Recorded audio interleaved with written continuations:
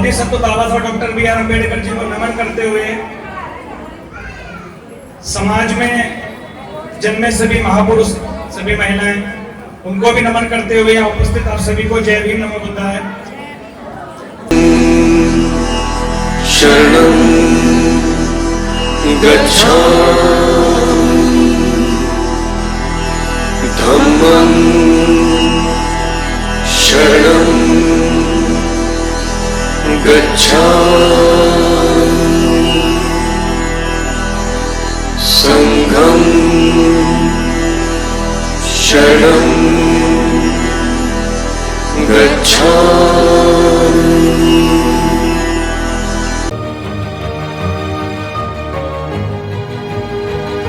किताबों में ही सब कुछ है। जैसे आपने कहा कि अगर मैं पढ़ी लिखी नहीं हूं तो मेरी जिंदगी बेकार हो गई, कहते हैं हाँ बिल्कुल किताबों में ही है, और किताबी ज्ञान नहीं है तो तुम्हारी जिंदगी बेकार है।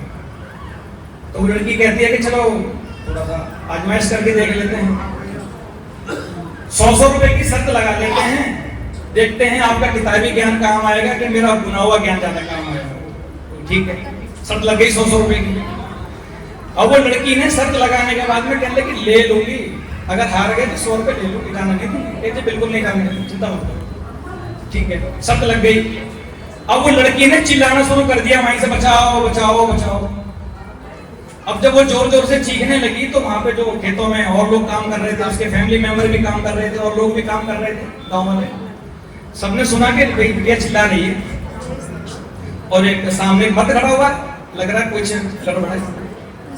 अब वो जो खेतों में कटाई का काम कर रहे थे, तो वो जो जिससे कटाई करते हैं, हसिया जो होता है, वो किसी के पास फावड़ा था, गेंदी थी, मतलब जो भी जिससे काम कर रहे थे वो सभी ले लेकर के भाग लिए, उसकी तरफ को आने लगे। कहने लगी कि देखो अभी आ रहे हैं, अब फटाफट किताबें खोल करके निकालो इसका, देखो मैं अभी ये कहने वाली हूँ कि मुझे छेड़ रहा था,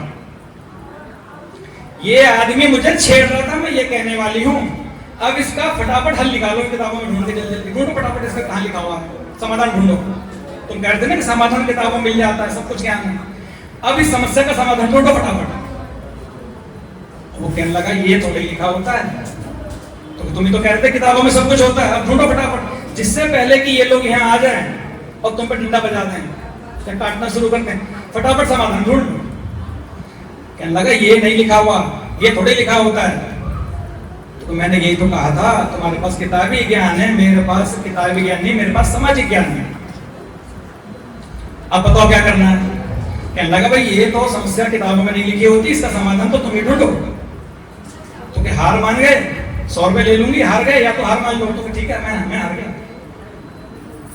हार मान ली उस व्यक्ति ने। अब वो जैसे ही अपने हथियार लेकर के जो लोग वहां गांव में खेतों में काम कर रहे थे, वो लड़की के पास है, कहने लगे बेटा क्या बात हो गई। क्या कुछ नहीं है, एक सांप आ गया था और वो सांप मुझे डसे ले रहा था, इन सज्जन ने उस सांप को भगा दिया। उस सांप को भगा देंगे तो आज मुझे ये सांप काट दे तो मैं मर जाती, इन्होंने मेरी जान बचाई है। अब गांव वाले बड़े खुश, उसके परिवार वाले खुश, तो हम अपने हमारी बिटिया की जान बचाई।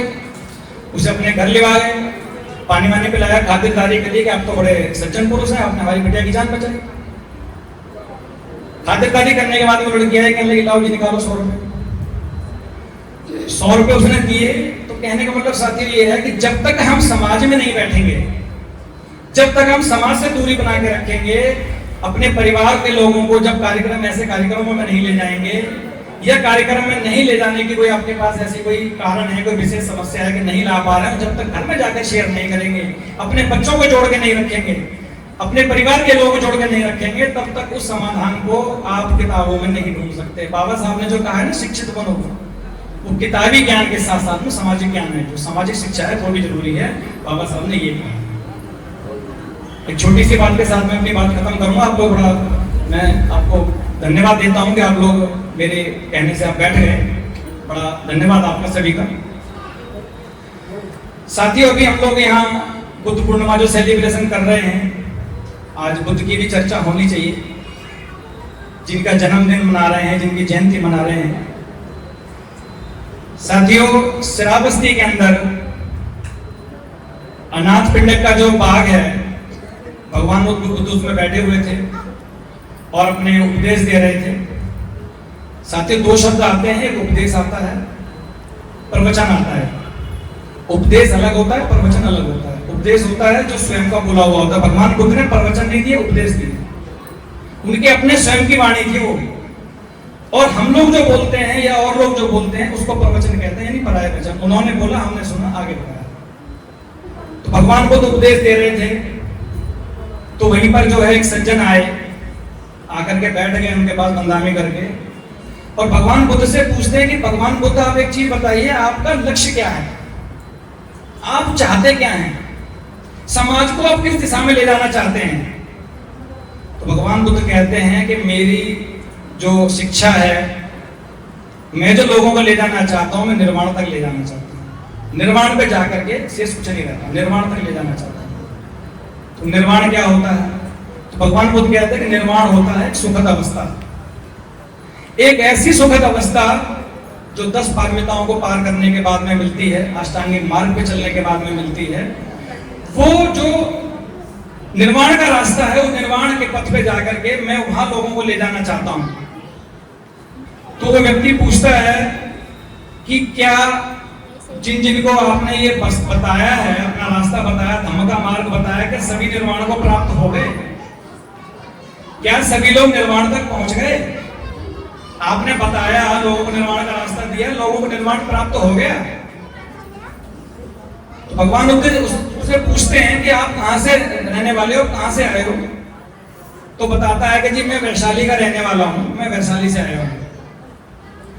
तो अभी आप श्रावस्ती में बैठे हुए हैं और आप वैशाली के रहने वाले हैं, वैशाली से चल करके आए हैं। क्या आप यहाँ बैठे हुए व्यक्तियों को, जितने लोग यहाँ बैठे हैं, यहां से बैठे बैठे वैशाली का रास्ता समझा सकते हैं? कि हाँ समझा सकता हूं। यहां से इतना आगे जाओ, आगे जा करके दाएं मुड़ो, इतना आगे जाओ, ऐसे करके मतलब दाएं बाएं करके उसने पूरा रास्ता समझा दिया। फिर वो पूछते हैं, भगवान उससे पूछते हैं कि आप एक बात बताओ, क्या जो डायग्राम आपने ये बना दिया, जो नक्शा आपने बना दिया, इस नक्शे के हिसाब से श्रावस्ती से चला हुआ व्यक्ति वैशाली पहुंच गया? तो कि जी बिल्कुल पहुंच गया होगा, चला होगा तो, और तो चला ही ना हो तो चला ही नहीं होगा तो कहीं नहीं पहुंचा होगा। अगर चला नहीं है तो नहीं पहुंचा होगा। तो भगवान बुद्ध कहते हैं कि यही मेरा, जो मैंने आपको बताया ना कि निर्वाण, मैं निर्वाण का रास्ता बता सकता हूं, चलना सामने वाले को पड़ेगा।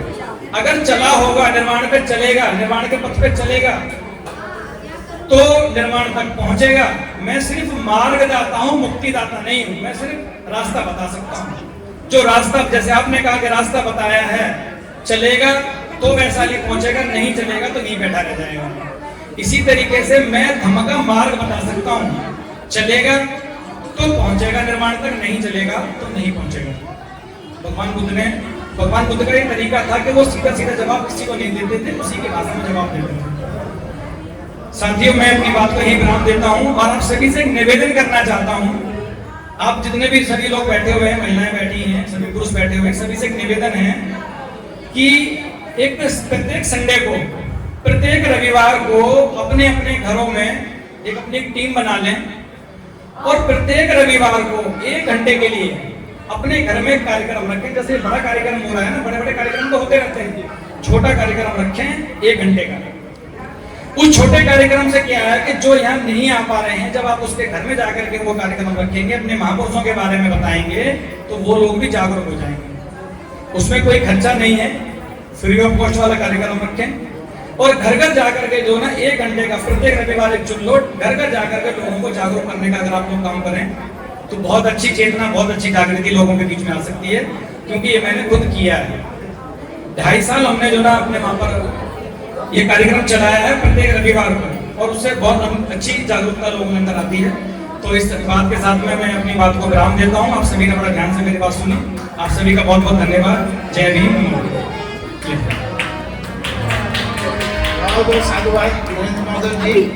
हमारे चैनल लाइक, शेयर, सब्सक्राइब देखना मत भूलिएगा। जय भीम, जय भारत, जय संविधान, नमो बुद्धाय। धन्यवाद। चैनल आर्थिक समस्या से गुजर रहा है। अगर आप बहुजन समाज में बाबा साहेब अम्बेडकर और तथागत बुद्ध की विचारधारा को अधिक से अधिक लोगों तक पहुंचाना चाहते हैं तो हमें आर्थिक सहयोग प्रदान करें ताकि हम अपने चैनल के माध्यम से देश विदेश में समता, बंधुता, एकता और संवैधानिक अधिकारों को ज्यादा से ज्यादा लोगों तक पहुंचा सकें।